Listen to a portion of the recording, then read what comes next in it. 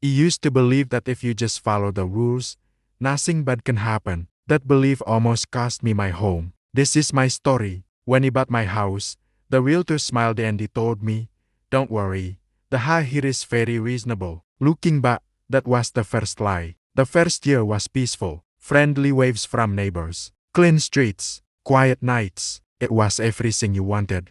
Then, the letters started. The first one claimed my mailbox was the wrong shade of black. He actually laughed. He thought it was a joke. But he went out and he painted it. The next letter said my driveway had an unauthorized oil stain. He spent hours scrubbing it on my hands and knees. After the letters, came the fines. $25, $50, $100. Every single letter was signed by the HOA president, a woman named Carol. Andy Carol lived directly across the street from me. She watched everything. I'd see her curtains twitch every time he left the house or came home. One afternoon, he pulled into my driveway and he found Carol standing in my yard. Not near it, not on the sidewalk, in my yard. She was taking photos of my house with her phone. When he got out and he asked her what she was doing, she just smiled and he sighed, "How business." That's when he felt it. That cold, sinking feeling that tells you this isn't about rules anymore. This is something else entirely.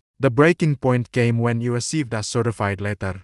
The header read out, "Notice of continued violations." They were accusing me of running a business from my home. And the evidence they cited, my work truck, parked in my own driveway. The same truck he had parked every single day for the past 4 years. He wanted the next HOA meeting ready to defend myself, to explain that this was just my personal vehicle. But Carol wasn't interested in explanations. She spoke first. She told the board that neighbors felt unsafe around my property. She claimed my home was lowering property values. She offered no more names, no more proof, just vague accusations. When he finally stood up to speak, she shook me off. "Sit down. You've had enough chances." And the rest of the board just nodded along. That night, he couldn't sleep. He was terrified. Because the letter didn't just list fines. It said this: daily fines would continue until compliance, or legal action would be taken. That meant a lien on my home, foreclosure, losing everything.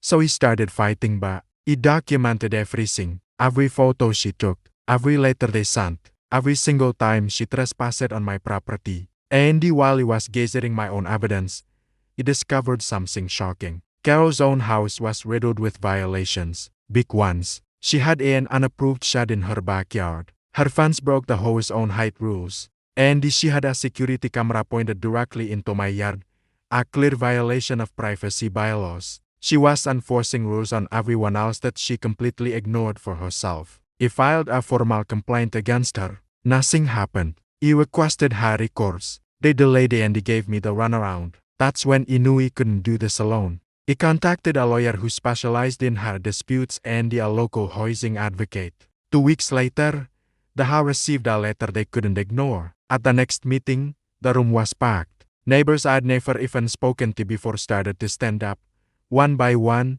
and tell their stories. One woman cried as she described being relentlessly fined for her lawn while she was recovering from major surgery. Another man said Carol had threatened him over his family's Christmas lights. The board just sat there, silent. My lawyer presented the evidence, the photos, the dates, the specific bylaws Carol had broken.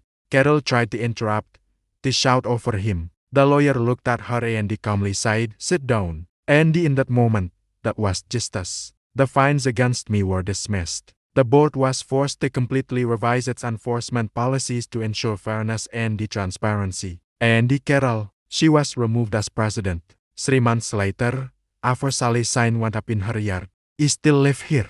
My truck is still in my driveway." And every time he parked it, he smiled. Because he learned something incredibly important.